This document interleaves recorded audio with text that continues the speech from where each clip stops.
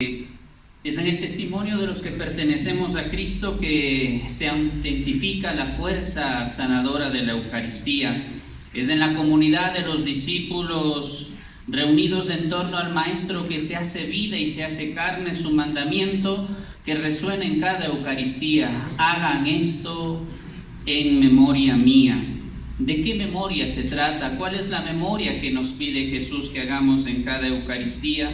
Se trata de una memoria de amor, se trata de una memoria de fraternidad y de una memoria de eternidad.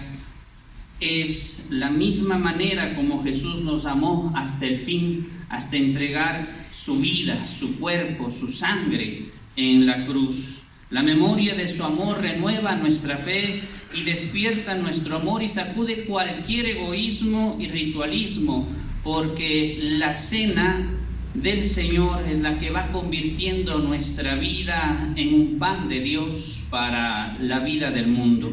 Jesús precisamente invita a cada comunidad de discípulos y misioneros a encarnar su acto de imitación, ya no ubicándonos de parte del verdugo ni tampoco del lado de la víctima rencorosa, sino en la carne crucificada de la víctima eucarística que es Cristo, que es el Hijo de Dios, la víctima perdonadora que es el Cordero de Dios que ha quitado el pecado del mundo. Por eso los cristianos cada domingo en la celebración eucarística ponemos delante de nosotros al crucificado, aquel que ha ofrecido su vida por amor, aquel que se parte y que se comparte, aquel que perdona a sus verdugos y nos invita a hacer en él un pan de vida con sabor a fraternidad y con sabor a eternidad.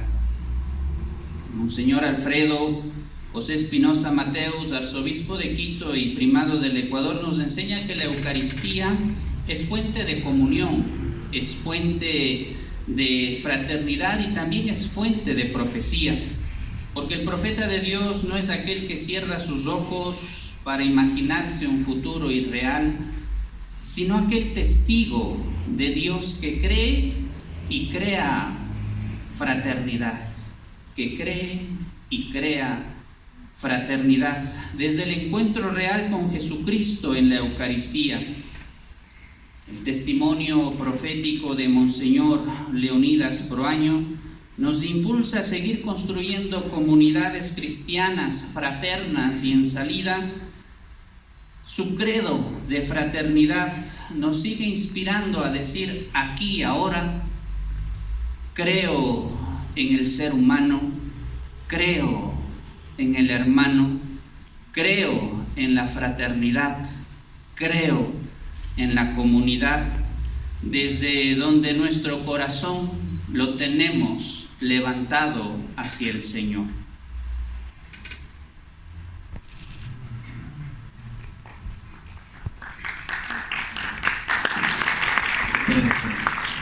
A manera de conclusión, este documento en realidad es muy interesante. Este documento va a sintetizar la historia de la humanidad. Va a sintetizar una historia de la humanidad que no se ve marcada solamente por hechos humanos, sino principalmente por Cristo. ¿Qué es lo que hace Cristo en esta historia de la humanidad? Es decir, revisar nuestra historia, la historia de la humanidad a partir de una fraternidad que ha sido herida, una fraternidad en la cual hemos perdido de vista nuestra vocación, como hemos visto ya en la primera parte, o esta vocación a ser hermanos, esta vocación a ser hijos, una pérdida que nos lleva a encontrarnos como rivales, a dejar que Dios no sea nuestro Padre, o hacer que Dios no sea nuestro Padre, sino más bien a escondernos de Dios. Una vocación que se ha perdido. Dios, frente a esto, no ha permanecido indiferente y Él abre nuestros ojos. ¿Y cómo lo hace? A través de Cristo, entregando a su propio Hijo, quien nos enseña cómo es la verdadera y plena fraternidad. La Iglesia, que es el sacramento universal de salvación, nos muestra en cada Eucaristía cómo esta vocación de fraternidad no ha quedado perdida, sino que se renueva cada día en cada Eucaristía, es decir, en ese encuentro que tenemos en la Eucaristía con Cristo para poder volver a nuestra vocación inicial.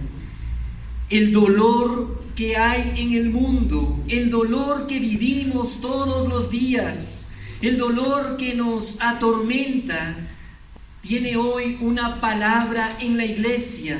La Iglesia que hace Eucaristía y la Iglesia que se hace en la Eucaristía responde justamente con la presencia de Cristo vivo y real delante de nosotros en la comunión y en ese encuentro que tenemos todo el tiempo con Él. Cristo que se hace uno para nosotros. Y en ese sentido, desde nuestra realidad ecuatoriana, desde nuestra realidad latinoamericana, nosotros tenemos algo que decirle al mundo. Por eso es que este documento tiene esta cita bíblica: ustedes son todos hermanos.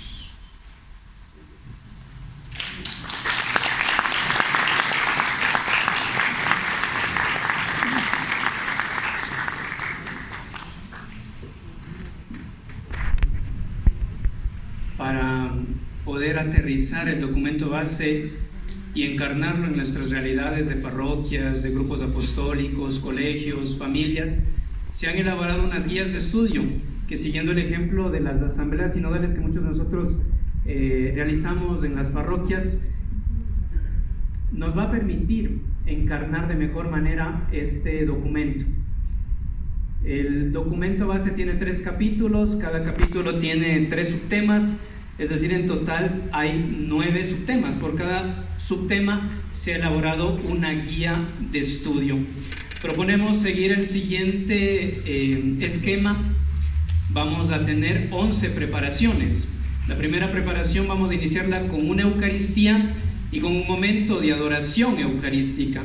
En este primer día, por llamarlo de alguna manera, vamos a leer la introducción del documento base y después continuaremos con las 9 guías de estudio para finalizar el último día también con una Eucaristía, con una adoración eucarística y leyendo las conclusiones del documento base. Nosotros proponemos un esquema bastante amigable. El documento, de hecho, las guías son bastante amigables, va a ser un documento muy asequible para todas las personas. Proponemos iniciar con un canto el encuentro. El canto es obviamente el himno eucarístico que nosotros hoy hemos escuchado al inicio de esta conferencia. Después vamos a tener la oración de preparación para el Congreso Eucarístico. Después vamos a tener la iluminación bíblica, leyendo el texto bíblico que va a iluminar la guía de estudio propuesta para ese día. También vamos a tener la lectura de los numerales de cada subtema de ese día, en esa guía de estudio. Después vamos a tener un momento de diálogo en el que todos nosotros vamos a poder responder a partir de 3 preguntas que se van a dar desde una idea, desde una imagen y desde un sentimiento, sobre todo para poder expresar nuestras ideas. Y finalmente va a haber una síntesis de todo lo que se ha dicho. Al final hay una pregunta que nos va a permitir comprometernos de alguna forma en lo que hemos visto en esa guía de estudio. Terminaremos finalmente el encuentro con un canto a la Virgen María. Proponemos también que el lugar, el espacio sea adecuado con un cuadro del Sagrado Corazón de Jesús, con el logo del Congreso Eucarístico Internacional, con la Sagrada Escritura, una Biblia. Invitamos una vez más y pedimos que no se quede, como decíamos, señor Alfredo, este documento en un librero o en los escritorios, sino que podamos aterrizarlo a nuestras realidades, a nuestras parroquias, a nuestros grupos, a nuestros movimientos, que todos nosotros podamos apersonarnos de este documento para poderlo trabajar, para poder sanar las heridas de nuestro país, de nuestra realidad.